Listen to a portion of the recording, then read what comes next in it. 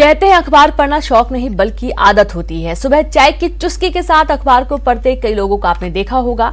लिहाजा अखबार की आज की क्या हैं सुर्खियां, ये तो आपको बताएंगे ही, साथ ही ये भी बताएंगे कि आज किन किन खबरों पर होगी हमारी खास नजर, साथ ही खबरें क्यों बनी है खास, ये भी जानेंगे। तो चलिए सीधे रुक करते हैं। भोपाल स्टूडियो का संवाददाता अनुराग लाइव जुड़ चुके हैं। तो अनुराग, बताएं कि आज किन अखबारों ने किन खबरों को ज्यादा प्रमुखता दी है।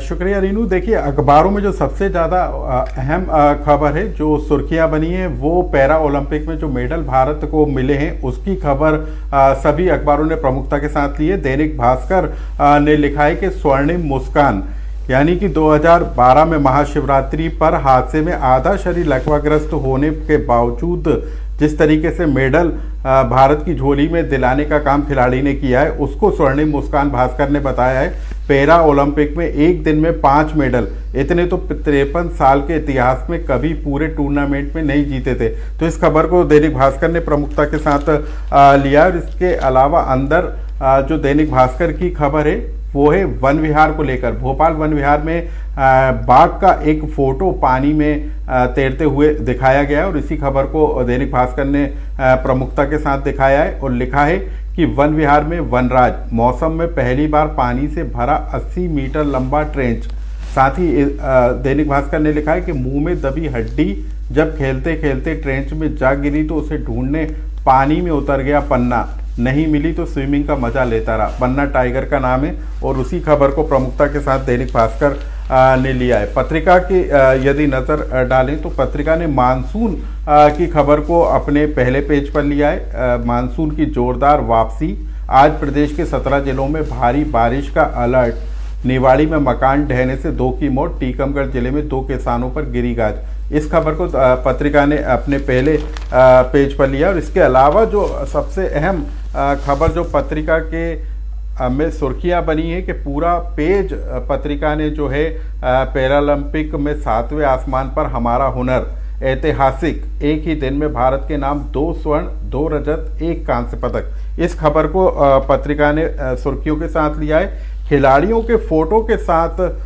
ये खबर को प्रकाशित किया गया है। तो सबसे अहम खबर है क्योंकि एक दिन में पदकों का पंच, इस हेडलाइन के साथ पत्रिका ने इस खबर को प्रमुखता के साथ लिया है। इसके अलावा यदि हम नवदुनिया अखबार की बात करें तो इसने भी पहले पेज पर जो है पैरालंपिक में भारत ऐतिहासिक सफलता, इस खबर को प्रमुखता के साथ लिया है। लेकिन जो दूसरी खबर है उसमें नवदुनिया लिखता है कि काबुल एयरपोर्ट पर अब रॉकेट से हमला, बढ़ता खतरा, आतंकी संगठन आईएस ने हमले की जिम्मेदारी ली, कोई हताहत नहीं। तो काबुल में जिस तरीके के हालात बने हैं उसको नवदुनिया ने प्रमुखता के साथ लिया। इसके अलावा प्रदेश में जो बिजली के हालात हैं, कोयले के संकट के कारण बिजली व्यवस्था जिस तरीके से लड़खड़ाई है, उसको भी सभी अखबारों ने प्रमुखता के साथ छापा है। नवदुनिया ने लिखा है कि फर्जी आंकड़ों की बुनियाद पर खड़ी प्रदेश की बिजली व्यवस्था। तो प्रदेश में जिस तरीके से बिजली संकट गहरा रहा है उसका जिक्र भी नवदुनिया ने अपने अखबार में प्रमुखता के साथ किया है। रीनू जी बिल्कुल अनुराग। और जैसा कि हम बात करेंगे, तमाम जो अखबार हैं उसमें पैरालंपिक को लेकर कई सारी खबरें हैं, सुर्खियां बनी हुई हैं। और इसमें यह भी देखा जा रहा है कि जिस तरीके से गोल्ड मेडल भी आया है, सिल्वर भी आया है, ब्रॉन्ज भी आया है और ये वाकई में एक बहुत गर्व की बात है भारत देश के लिए। तो अनुराग, जैसा कि कई सालों बाद ये दिन देखने को मिला है जब एक साथ कई सारे मेडल भारत की झोली में आए हैं, तो इसका ये बहुत बड़ा जो कारण है प्रधानमंत्री मोदी के खिलाड़ियों से बात करना, उत्साहवर्धन करना और जिस तरीके से टोक्यो ओलंपिक में प्रदर्शन रहा है खिलाड़ियों का, उसके बाद भारत ने जो जोश दिखाया है उसका ये बहुत बड़ा परिणाम है, सकारात्मक पहलू देखने को मिला है। बिल्कुल रीनू, देखिए ओलंपिक में जिस तरीके से भारतीय खिलाड़ियों ने अपना हुनर का प्रदर्शन किया था और मेडल जीते थे और उसी के बाद पीएम मोदी ने खिलाड़ियों का हौसला अफजाई की थी। जो मेडल जीतकर ओलंपिक से वापस लौटे थे खिलाड़ी, उनके साथ पीएम मोदी ने मुलाकात भी की थी और उसी का असर था कि पैरालंपिक में जब भारतीय खिलाड़ी गए तो उन्होंने भी पूरे उत्साह और जोश के साथ अपने खेल का प्रदर्शन किया और एक दिन में इतने मेडल दिलाकर भारत का नाम रोशन करने का काम किया और पीएम मोदी ने इन सभी खिलाड़ियों को बधाई दी है। लेकिन सबसे अहम बात है कि पूरे भारत देश को इन खिलाड़ियों पर अब गर्व करने का मौका मिल गया है, क्योंकि इतने मेडल एक दिन में मिलना ये सबसे बड़ी बात कही जा सकती है। और यही कारण है कि सभी अखबारों ने इस खबर को प्रमुखता के साथ भी लिया है और साथ ही इस बात का भी जिक्र किया है कि ऐतिहासिक दिन ये जरूर रहा है। एक ही दिन में भारत के नाम 2 स्वर्ण 2 रजत और 1 कांस्य पदक, यानी कि 5 मेडल भारत के नाम पर हुए हैं और ये वाकई में भारत के लिए गर्व की बात है। जी बिल्कुल अनुराग, और देखा ये जा रहा है कि टोक्यो ओलंपिक के बाद से अब चर्चाएं होने लगी हैं, डिबेट्स होने लगे हैं, बहस होने लगी है कि आखिरकार खेल के क्षेत्र में क्या वो जरूरतें हैं जिन्हें अभी भी पूरा करने की जरूरत है, क्या वो काम है जिन्हें पूरा करने की जरूरत है, खिलाड़ियों की क्या सुख सुविधाएं। कई बार देखा जाता है कि बहुत जमीनी स्तर से उठकर खिलाड़ी जाते हैं और भारत का नाम रोशन करते हैं। यदि और अच्छा यदि इनको मौका मिलता है और अच्छी इनको सीख मिलती है, सुख सुविधाएं मिलती है, तो जाहिर सी बात है कि और अच्छा प्रदर्शन रहेगा भारत का। बिल्कुल, देखिए दूसरे देशों के मुकाबले, यदि चीन के मुकाबले भारत में जो खेल पर राशि खर्च की जाती है वो काफ़ी कम होती है, यानी कि सीमित संसाधनों में भारत के खिलाड़ी जिस तरीके से शानदार प्रदर्शन कर रहे हैं, यदि उनको और संसाधन मुहैया कराए जाएं तो निश्चित तौर पर इन मेडल की संख्या बढ़ सकती है और खिलाड़ियों की संख्या को भी बढ़ाया जा सकता है। यानी कि जो बुनियादी ज़रूरतें हैं खिलाड़ियों के लिए, जिन ज़रूरतों की आवश्यकता होती है, चाहे वो खेल मैदान की हो, अच्छी टेक्निक देने के लिए उपकरणों की ज़रूरत हो और बेहतर कोच दिलाने की ज़रूरत हो, यदि ये सब मुहैया करा दिए जाए तो निश्चित तौर पर भारत में खिलाड़ियों की संख्या ज़्यादा बढ़ सकती है और राष्ट्रीय, अंतर्राष्ट्रीय और पैरालंपिक जैसे गेम्स में खिलाड़ियों को बेहतर प्रदर्शन करने का मौका मिल सकता है। तो ज़रूरत इसी बात को लेकर है, इस बात को महसूस भी किया जा रहा है। जिस तरीके से हॉकी की टीम ने मेडल दिलाया था, भारतीय महिला हॉकी की टीम ने शानदार प्रदर्शन किया था, उसके बाद पीएम मोदी ने भी इस देश को संबोधित करते हुए कहा था कि संसाधन मुहैया कराए जाएंगे। तो सरकार भी इस तरफ ध्यान दे रही है और निश्चित तौर पर यदि इन संसाधनों को बढ़ाया जाता है तो खेल और खिलाड़ियों को प्रोत्साहन मिल सकेगा। जी बिल्कुल अनुराग, बहुत शुक्रिया आपका तमाम जानकारी साझा करने के लिए, अखबारों की सुर्खियां दर्शकों तक पहुंचाने। ब्रेक के बाद एक बार फिर से आप सभी का स्वागत है। शिवराज कैबिनेट की बैठक है जहां 3 औद्योगिक केंद्र को मिल सकती है मंजूरी। रतलाम, ब्यावरा, कटनी में औद्योगिक केंद्र पेयजल योजना के तहत PIU का हो सकता है गठन। राज्य निर्वाचन आयोग में हो सकती है बहाली, तो वहीं 15 अतिरिक्त पदों को मिल सकती है मंजूरी। रिटायर्ड IAS आनंद शर्मा की नियुक्ति का प्रस्ताव भी आ सकता है। CM सचिवालय में संविदा नियुक्ति का प्रस्ताव। मूंग और उड़द की खरीदी को मिल सकती है मंजूरी। तो शिवराज कैबिनेट की आज यहाँ बैठक होने जा रही है, कई सारे प्रस्ताव पटल पर रखे जाने हैं। 3 औद्योगिक केंद्र को मिल सकती है मंजूरी और आपको बता दें कि यहाँ पर मूंग और उड़द की खरीदी को भी मंजूरी मिल सकती है। पेयजल योजना के तहत PUI को भी मंजूरी, PUI का गठन हो सकता है। राज्य निर्वाचन आयोग में हो सकती है बहाली। 15 अतिरिक्त पदों को भी मंजूरी मिल सकती है। रिटायर्ड IAS आनंद शर्मा की नियुक्ति का प्रस्ताव। CM सचिवालय में संविदा नियुक्ति का प्रस्ताव आ सकता है। मूंग और उड़द की खरीदी को लेकर भी मंजूरी मिल सकती है।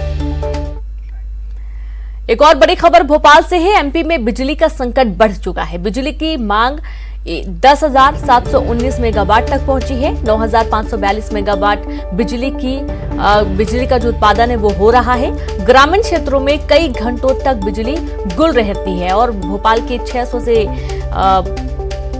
ज्यादा ग्रामीण क्षेत्रों में बिजली कटौती की जा रही है और इसके चलते आपने देखा है पिछले कुछ दिनों से सियासत भी जोरों पर है, क्योंकि मध्य प्रदेश में जितना उत्पादन बिजली का हो रहा है उससे कहीं ज्यादा बिजली की मांग हो रही है। 10,719 मेगावाट मांग है और 9,542 मेगावाट उत्पादन मध्य प्रदेश में हो पा रहा है और इसके चलते कई ग्रामीण क्षेत्रों में बिजली की कटौती हो रही है, कस्बों में कटौती हो रही है और किसानों के सामने दिक्कत ये हो रही है कि वो अपनी फसलों की सिंचाई नहीं कर पा रहे हैं, मोटर नहीं चला पा रहे हैं। भोपाल के 600 से ज्यादा ग्रामीण क्षेत्रों में बिजली कटौती के चलते परेशानियां तो बढ़ ही रही हैं और साथ ही इसको लेकर अब सियासत भी हो रही है।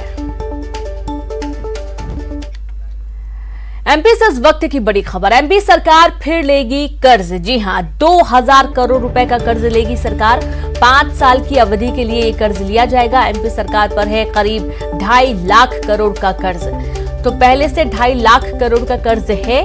एक बार फिर से 5 साल के लिए मध्य प्रदेश कर्ज लेने जा रहा है। सरकार पर करीब 2.5 लाख करोड़ के कर्ज के अलावा अब 2000 करोड़ का कर्ज मध्य प्रदेश सरकार लेने जा रही है। तो 5 साल की अवधि के लिए ये कर्ज लिया जाएगा।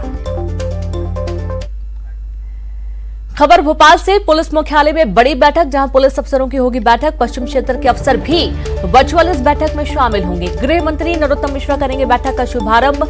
सुबह 10 बजे ये बैठक होगी।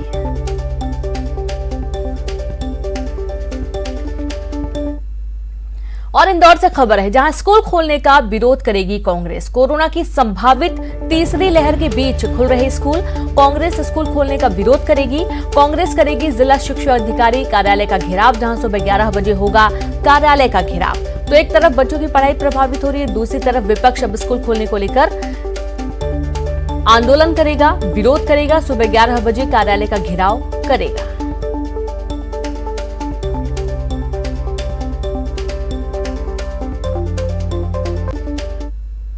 जन्माष्टमी के मौके पर सीएम शिवराज सिंह चौहान ने कोरोना योद्धाओं का सम्मान किया और इस मौके पर सीएम शिवराज सिंह चौहान ने वैक्सीनेशन को लेकर लोगों से अपील की। सीएम शिवराज ने कहा कि केरल में कोरोना के केस बढ़ रहे हैं, जो चिंता का विषय है, लेकिन एमपी में कोरोना के केस कंट्रोल में हैं। फिर भी अभी लापरवाही नहीं होनी चाहिए, क्योंकि खतरा टला नहीं है। कोरोना से संक्रमित भाई और बहनों का अंतिम संस्कार इतना कठिन कार्य था कि कई परिजन भी शमशान घाट में अंतिम संस्कार करने से इनकार कर देते थे, दूर से ही प्रणाम कर देते। और अस्पताल में ऐसे दृश्य भी उपस्थित हुए जब कोरोना संक्रमित भाई या बहन की मृत्यु हो गई तो परिजनों ने कहा कि वो आप ही करो। ये रोज का किस्सा था। दो सब रह गए, 3 सब रह गए, कोई ले नहीं रहा। तब ऐसे लोगों का भी आत्मीयता के साथ अंतिम संस्कार अगर किया तो कोरोना योद्धाओं ने किया। एमपी में सोमवार को बदमाशों और दबंगों का कहर बरपा। 3 जिलों से मारपीट की खबरें सामने आई हैं। आप अपने टीवी स्क्रीन पर 3 तस्वीरें देख रहे हैं, रतलाम, सतना और सिवनी की। सतना में दुकान खाली करने को लेकर हुए विवाद में आधा दर्जन लोगों ने एक शख्स को सरेराह लाठी डंडों से पीट दिया। तो सतना में दबंगों का कहर गरीब पर टूटा, जहां नाराज व्यापारी ने एक युवक को कुछ बदमाशों से पिटवाया गया। तो वहीं सिवनी के सिंगोडी में भूमि विवाद में बर्बरता से एक परिवार की पिटाई की गई। बहरहाल सभी मामलों में पुलिस ने मामला दर्ज कर लिया है, आगे की कार्रवाई जारी है।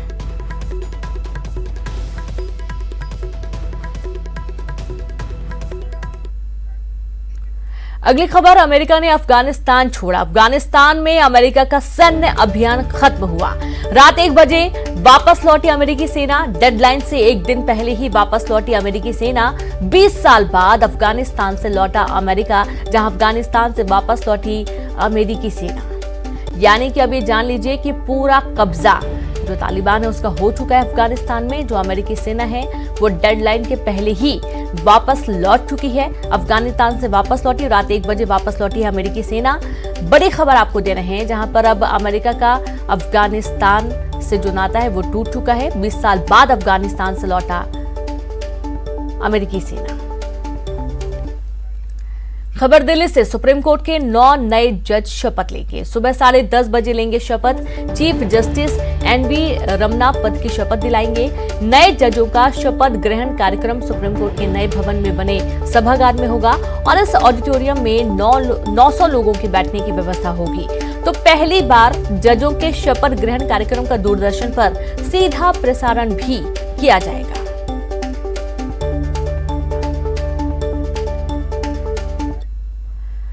देश भर में भगवान श्री कृष्ण का जन्मोत्सव धूमधाम से मनाया गया। रात के 12 बजते ही भगवान श्री कृष्ण के जन्मस्थली मथुरा में भक्तों की भारी भीड़ के बीच भगवान का जन्मदिन मनाया गया। वहीं अहमदाबाद में केंद्रीय गृह मंत्री अमित शाह जन्मदिन मनाने के लिए विशेष रूप से मौजूद रहे। उन्होंने पूजा अर्चना की और इसके अलावा हैदराबाद, नोएडा, कोलकाता, पंजाब में भी श्री कृष्ण जन्मोत्सव धूमधाम से मनाया गया। भोपाल में सीएम शिवराज सिंह चौहान ने सीएम हाउस में जन्माष्टमी पर विशेष पूजा की और सीएम के साथ उनकी पत्नी साधना सिंह भी थीं। इस मौके पर बीजेपी प्रदेश अध्यक्ष बीडी शर्मा समेत बीजेपी के कई और नेता भी मौजूद रहे। और इसी के साथ इस बुलेटिन में इतना ही। चलते चलते एक नजर सुर्खियों पर।